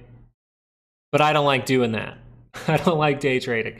So I'm a position trader, so I think the most important things to understand are, why is this important? How can I use it? Why is the RSI important? How can I use it? So MACD, RSI, very important. The next thing I think is very important, and it's not necessarily an indicator, I call it a tool that we give out on Patreon. It is the weekly expected moves and the monthly any expected moves. Going to be very important to understand them. Why? Because we see reactions around daily, weekly, all those kinds of moves. Look at the SPY for the daily expected move. Notice that we gravitate towards it. All right, it's like having a little cheat sheet that works 68% of the time. It doesn't mean we have to bounce completely from here, but it does mean I need to watch for reversal signals around here, and around the monthly. What did this do for us in the past? Well, in the past, it's given us some great trade setups. When everyone was bearish, we were saying, okay, we're going to head higher right here. This is where a monthly expected move was last month. We came outside of it early on in the month of September. We came outside of it and we made a 30-minute divergence here, right? And weirdly enough, on that day, we came and made that divergence below this level, which was where the daily expected move was for the SPY. This helped us a lot. That's why I think it's a great tool. You have to know how to trade around it. You have to know what to look for as far as reversals. All of that is in the course in the description, and it's currently only $100 to take. Okay, so that's what I think. I'm sure other traders would tell you other things, right? I still think patterns are a little bit important. I still think the overall trend, looking at the 200, looking at these moving averages, is important. I still think Bollinger Bands can be important, but I think in order to trade well, understanding your MACD, because that's going to give you your confirmation, understanding your RSI so you can see how that momentum is performing, how strong it is, and then understanding what to look for, divergences in those. That goes with the MACD and RSI, but then the last thing would be weekly ranges will really help you out in a bear market. Course is very good. It helps you follow along in the live room. Yeah, and I think that's something, people always have questions, but once you take the course and you come back to the live, you'll see people just kind of lurk. People just chill for the most part because they're like, oh yeah, I don't really have any questions. I'm not the biggest fan of fibs. I've used fibs back when I traded Bitcoin a little bit more for golden pockets and things like that. So I do have the golden pockets set up in my overall thing. So we could say, like, mainly I think you use it on like bigger time frames. So if I wanted some retracement for, say, this move to here, right? I could take this low, I could take this high, right? We can pull that over a little bit maybe, right? Make it good. And then we would say what? Well, this went down not into our golden pocket, which is actually way down in here. This actually held up at the 50 fib off of the 50. So you could kind of draw this up, right? When I pull this up and you could see, okay, maybe when I drew this, the 50 was here. So I'd say we have a good shot of testing that 50 at that point, right? I think it's better for the bigger time frames. I don't think it's like the most useful thing for my trading strategy personally. That course was bomb.com, big cat, worth every penny, and make your investment back quick. Yeah, that's just because it's only $100 right now.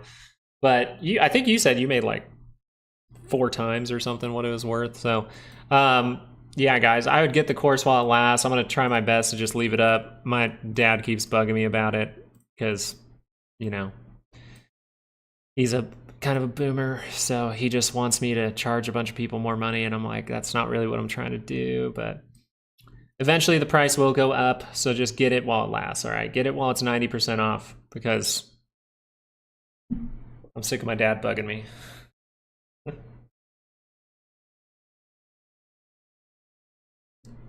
Thank you guys for saying that, and it means a lot coming from you guys for someone that's new in the chat. And if you have questions about the course, feel free to ask. Maybe someone in the chat could answer that for you. Jerusalem, let me see this, Reuters. Israel will listen to the United States, but will decide its actions according to its own national interest, Prime Minister Benjamin Netanyahu's office said in a statement on Tuesday. Yes, and the overall statement there was not going to attack oil or nuclear, probably going to attack military. That's awesome, Lurkin Luke. That is awesome. Hopefully you haven't had to manage too much, take a little bit of losses, but that happens to all of us. That's awesome. Yeah, in the course, we also teach you how to actively manage your trade. If you're someone who's, the algorithm keeps taking out your stop losses, we can do that. Bro, why they attack the blues? Wait, the blues? No, he denied the reports from yesterday. Oh, my bad. Okay, so that's like an update. So he's just going to not react? Is that the overall thing I'm getting at here? Sorry, Jackal. I'm going to call you Jackal. Sorry, Jackal, I'm trying to clear it up. Hi, Camille. Hey, yo. Hey, yeah, wait. Shit, guys. What the I got the... I keep losing track of time with you guys. We're having too much fun lately. Who the hell's letting us have all this fun? Stop it. Stop letting us have that fun. Did you do it? There's no one over there. You guys want to see a dog? I also love how you keep adding things to the course over time. Lots of value for the future education. I do keep... I literally have like a list of things that I still need to add to the course. I have a video that I wasn't happy with when it came to paying attention to rigged behavior. And it really bugs me. But something I'm really working on right now, guys, is another tier for Patreon.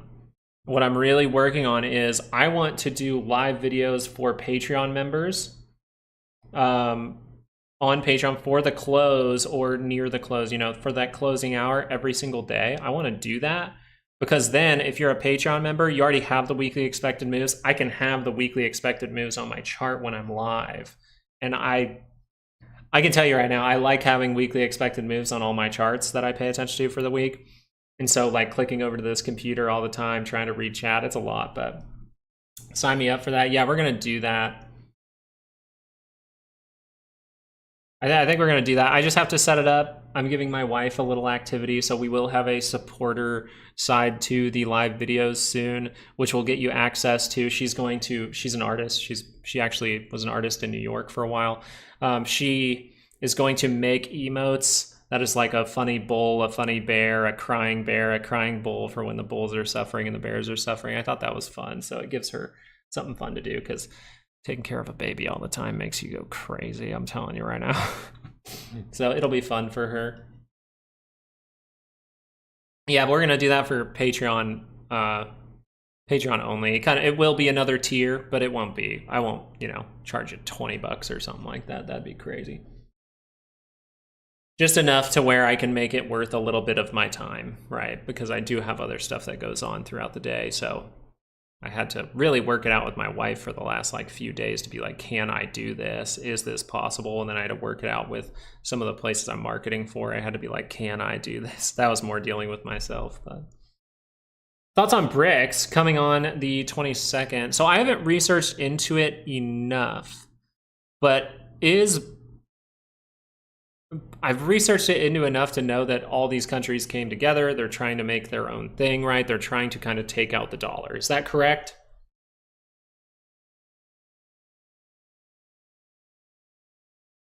We need to win a gold cup and make some future soccer stars. I already made one. I want you guys to look up a kid for me. He plays at Clemson right now. His name is Victor Gromel. Victor Gromel. I think that's his last name. I'll have to look again, but he's playing for Clemson. I am telling you, this kid clicked with my personal training more than any kid has ever clicked with my personal training on the mental side, and he did all the stuff that I told him to do every single day. He is fan-freaking-tastic. Fantastic, because he put the mental side with his skills and made his strengths even better. Fantastic kid. If you're looking for a kid who will be playing for the U.S. national team, I'm willing to say it right now. I think it will be that kid based on his mental.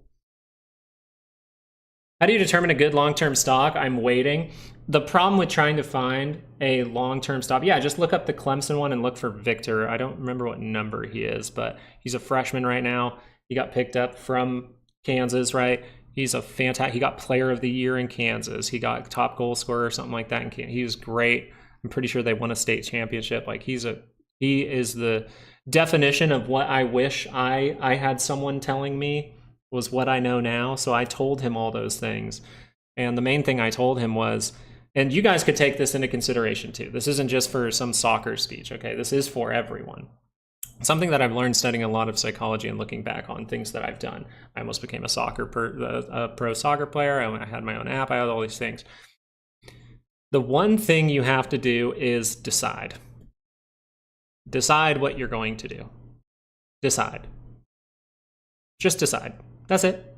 All you have to do is say, I am going to be a soccer player. And then the next step you have to do is imagine what your future self is doing and what he would say you need to be doing right now. And that's what I told that kid. And I go, now what do you think that he's saying? He goes, oh, well, I probably need to work on this more. And I go, I actually think he thinks you're doing a good job. But I think he most likely, in order to get where he is, he practiced more than the average person. So he probably woke up every single day and practiced. And that kid woke up every single day before school and practiced dribbling for 45 minutes to an hour. Every single day. I'm going to be a dinosaur. That's what you have to do. You want to get good at charts and things like that? Back test, right? Do it for 30 minutes every single morning. Just be like, okay, this is the kind of setup I'm looking for. Then when you see real price action and you see that setup, you're going to know what to do. Yeah, it's very, very cool. And I wish I knew that in the past, because I gave up on my soccer career because I broke my shoulder, and then I still was a top level player playing in college because I played semi-pro before I graduated. And if I'd have knew that back then, I just would have kept training, and I would have been there. But then I wouldn't be here with you guys. So it all happens for a reason. Add back test drills to the course. Yeah, we can do that. We might do that. Well, mainly we're going to talk about bear market behavior and post that. We'll do a live video on Patreon with that. That will be our tester video this month. We're not going to charge extra for another tier. I just want to test it for this month. So that will be happening soon. But by next month, we'll add that tier in. But I'm going to post some back testing and mainly just how to look at bear markets and where there were good setups when you might think about managing a trade and all that kind of stuff. We will be putting that out in the course down in the description. So get it while it lasts, 90% off. We talk a lot about patience in the course. That is something we talk a lot about. All right, 2 hours got to confirm up on this bar. That would be interesting.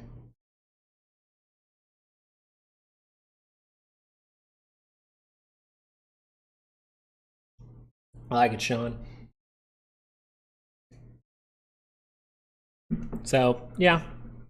Look out for the kid. I'll be watching him.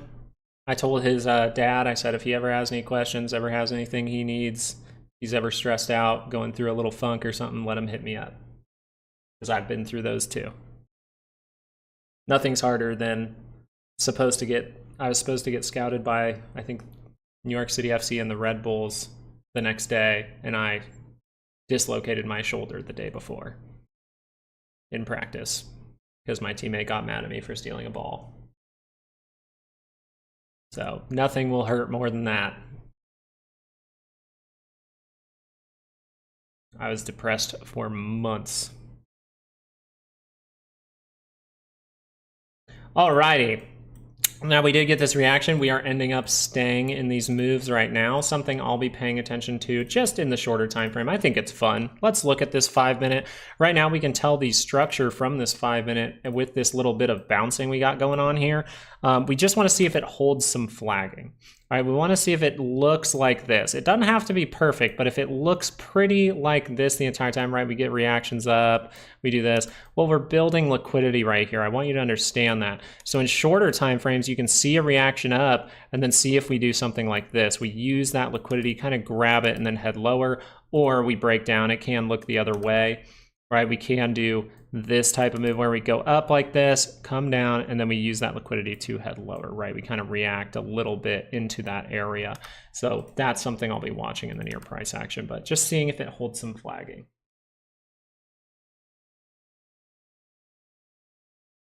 Your patience mantra is what I've been internalizing, helps calm the soul. And the best part about it is it will encourage you to take out longer expirations. And when you're going through a loss, you can breathe. If something's making you feel uncomfortable, you can get out of it pretty comfortably. It will really help you to practice patience, extend out.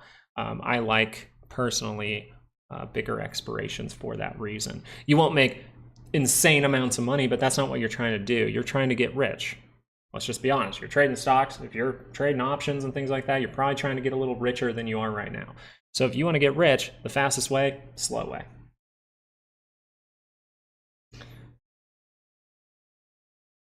No, I don't think this is a double bottom. We don't have any signals for this to really be a double bottom here for the SPY, but it can happen. So you're right to bring it up. I like it, Lavery, WM. I like it. I like that sentiment too. There's always, you know, especially with, if you're in America, I know you might be struggling, but there is always someone struggling harder, right? So I have to think about that a lot too. I have friends that are, you know, not doing the best in this environment, and it's very hard to see. And I try to help them when I can. NVIDIA, let's go check on that bad boy for a second. That's a good one to check on. Notice we built back up into liquidity. Very, very good. But notice this about even the 5 minute. Very, very difficult to go back into a positive trend here. So we're looking for reactions in here that breaks down again on a bigger time frame, right? Like a 15 or something like that. If we can remain in this area, build liquidity, and then drop down, that's kind of what I'm looking for at this point.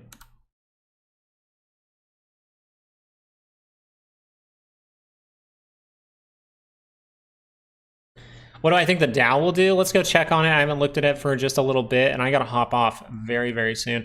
The Dow trying to see this bounce up, that's a good thing. But just notice this. We already saw the big selling come in, and now it's randomly getting caught.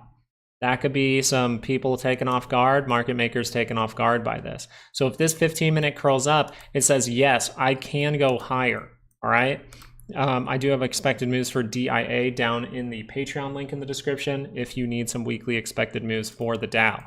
But we can notice here that if that 15-minute curls up, does that mean we're going to keep heading down, or are we going to head up? Well, we're going to head up, right? We're going to confirm up into positive territory, so test these levels, I would say, or maybe go make a new high. And we have those weekly expected moves for that reason. But for the most part, you would say curls up, okay, but has that curled up yet? Not necessarily. And since I have a longer out option, maybe this is breaking even or something at this point. And I want to say, okay, now if that crosses up soon, I'll react. And if it crosses right back down, I'll react again. That's what I think. Thanks, Martin. Thank you for being here. Appreciate you. Have a great day, all right? I believe it looks similar like NVIDIA. People saw a low to buy in, but didn't change a pullback, I believe. I don't think it changed much. We didn't see the dollar drop down dramatically enough in order for us to be like, okay, some big players are buying here. For the most part, PCC sitting right in the middle. That's perfectly fine. But we do have some options expiration that's pretty important by Friday. So if they wanted to, they could do something like this with the Dow, with the SPY, with the Qs, which is the 30 minutes turned down. They could just flash that up for a second and then get out of positions and turn that thing right back down. That's something I'm aware of with the SPY. Right? If this is not going to hold that flagging and it's going to turn back up, well, the Dow might do the same thing. And then that's the real signal we need to watch out for, because you don't have the best short time frame divergences here.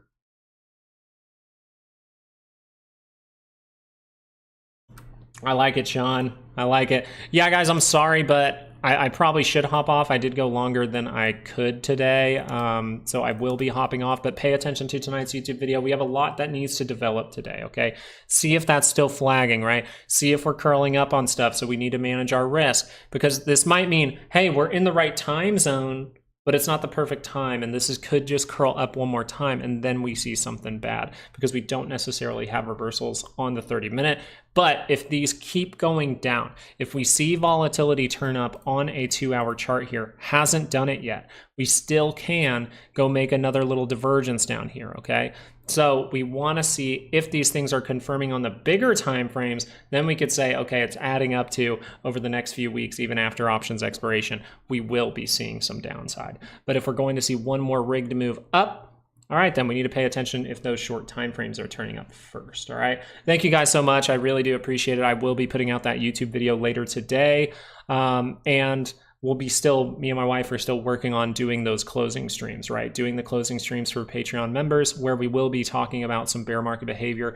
And we will be doing that live stream for Patreon members to see bear market behavior in the past. We're going to go back to the bear market, look for good opportunities, use things like Apple, because I traded that thing, I think I traded Apple like 9 times in a month or something like that. So yeah, so it will be very, very beneficial. And I appreciate you guys. If you need to learn the style that we're doing here, if you had a little bit of trouble understanding today, just stick around for a while if you want to ask some more questions, right? Stick around, wait for these live videos, ask questions. But also, I think once you take the course, it will be clear, and people in the chat are saying that as well. It will be good for you to learn how to utilize the MACD, how to utilize the RSI, how to really understand it to use it, and how to use those weekly expected moves. So thank you guys for joining. Hope you guys have a great day. Good luck with all your trades.